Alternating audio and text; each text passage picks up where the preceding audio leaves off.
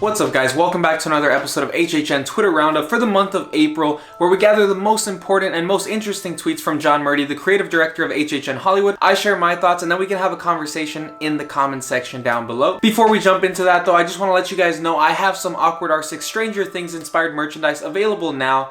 And I just want to say 4 days in and we've sold nearly 20 t-shirts now, so I cannot thank you guys enough. And let's just jump right into the tweets. John acknowledged the rumored leaked lineup and he said no need to scratch out the name, already seen it, that's not the lineup. And like I've mentioned in the past, take any of these lineups with a grain of salt. Also take what John says about this with a grain of salt as well, because if the lineup is true, of course he's not going to say, yeah, that's 100% accurate.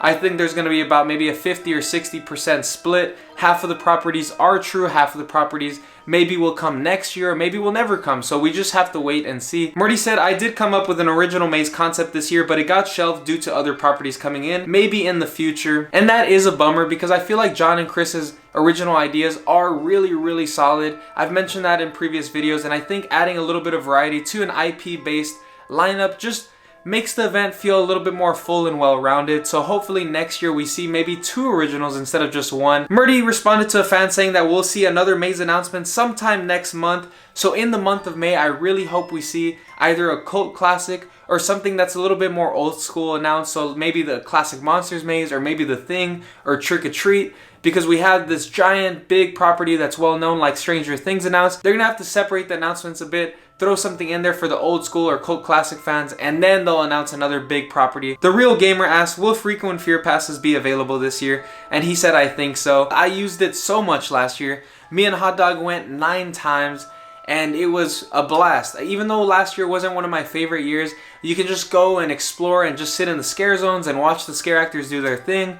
And you don't really need to get stuck in the crowds or stay for a very long period of time. We would go for like 2 or 3 hours, enjoy a few of the mazes during early entry, and then just head out. So if you guys haven't done that before and you live in Southern California, I highly recommend checking it out this year. It's I think 175 or 180 bucks last year. It'll probably be around the same price this year again. Fabian Cooper asked, do you have any mazes in mind for next year that didn't make it this year? And Murdy said yes. The only potential properties that I could think that aren't coming this year that might show up next year is It, because the sequel is coming out next year instead. Another property I think we might not see this year is The Conjuring, but if a Conjuring sequel comes out next year, we might see it then. But then again, The Nun comes out this year, so maybe we will see it. Who knows? But I really do want to see those properties come sometime. Tank Prince asked, if you could do any maze for Horror Nights, what would you like to do, regardless of who owns it? Murdy responded, I'm not sure anymore. Used to be Exorcist and The Shining. Not many left on my wish list I haven't done or are doing this year. And I think that's another reason why we need to see more originals, because there's not many of his wish list mazes available anymore because he's done it all. And we've seen a lot of the main slasher icons. We've seen a lot of the other popular horror movies, so I feel like it just makes sense to start slowly at least transitioning to a more original lineup. Taylor asked, how many original mazes will there be this year? And he did say kinda one though that will be debated by fans as to what's original. And I think this might be Classic Monsters, if that's actually true, because if it's a mashup maze and it's not following one film directly, then technically it still is in a way an original maze. AJ Donna asks, will one of the mazes have a password character this year? Asking for a friend, Spec says hi, and Murdy said yes. And I love that Murdy does this, and I feel like this year Stranger Things might be a really good option for that. You can have a government agent at the very front of the maze saying that he's looking for the girl, you know, looking for 11. And he can hand out his government card. Something like that might be cool. South Cali guy asks what we'll be seeing on the Terror Tram, and Murdy responded, still trying to close the deal on that one. An idea for the Terror Tram that I just thought, and I think could be really cool, is a Slenderman based Terror Tram, especially with the new movie coming out this year.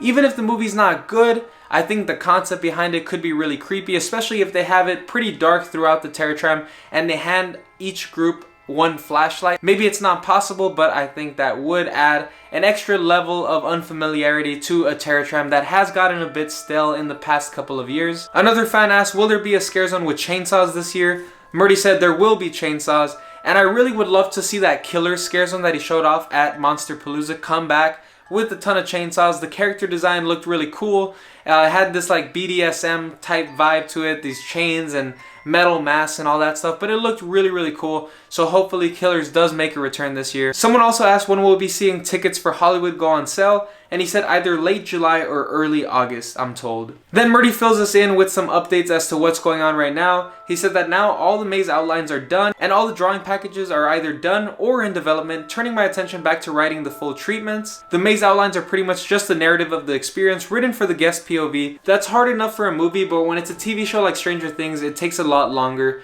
Have to capture time codes for each sound, dialogue, piece of music we might use for the maze. The audio cue list for Stranger Things alone is 14 pages long. And I can't even imagine how much work goes into designing 7 to 8 mazes, scare zones, terror tram. I know he has a whole team, but for them to start planning as the current Horror Nights event is going on is just crazy, and that's what makes me love Horror Nights so much, because they put so much time and so much attention to detail. SoCal Exploring asked, will we see the kids as live actors in the maze? And Murdy said, does that sound like a good idea? And that's something that I mentioned in my previous video talking about that maze announcement. I feel like we're either going to just hear audio or maybe shadow gags or some type of projections, but not actually see them. And like Murdy confirmed, it wouldn't really be a good idea. It's easy to make like smaller girls more believable, like in Nightmare on Elm Street when you saw the 2 girls on the jump rope. But when you have like really well-known characters like Dustin and you have the other kids around, it's going to be pretty much impossible, especially since there's not going to be very many guys that are that height. Today I finished maze treatment number 2, which came in at a whopping 136 pages. Then Murdy goes into detail about some of the clues he was dropping for a maze announcement. He said the first hint I dropped for this maze was a film called Terror in the Aisles, which is about horror movies, lots and lots of them. I'm sure that sent you down the rabbit hole, but alas, the hint had nothing to do with the movies featured in it. Hashtag Carney. Next, I released 3 hints, but told you one of them was true hint and the other 2 were red herrings. But I feel bad that I tricked you and will now release which one was a true hint. Wait for it, wait for it. The true hint was the one about a famous band from SoCal that played in my high school before I attended it, specifically the name of their most successful album. My brother was a freshman. I went with my mom to pick him up and saw them play. And then he shows us a banner of it, and it was Van Halen. And that's right, Van Halen played my high school, and they weren't even the headliners. And of course, their big album was 1984. The same year Terror in the Aisles was released. Big year, 1984. Lots of things happened this year.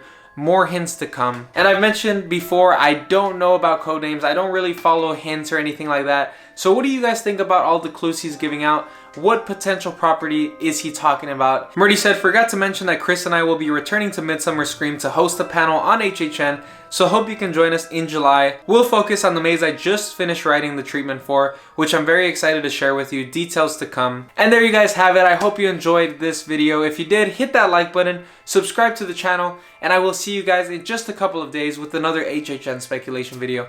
See you guys later. Bye.